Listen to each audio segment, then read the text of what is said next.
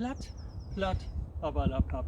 Ja, nun ist wieder Plattenfreitag und wie so ein schönes Wetter sind wir heute nur rumgegangen und an der Elf, achter mir ist der Norderelf, vor mir ist der Süderelf und da oben ist der Oberelf.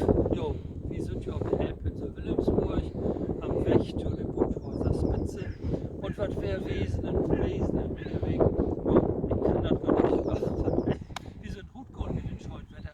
Trotz Corona.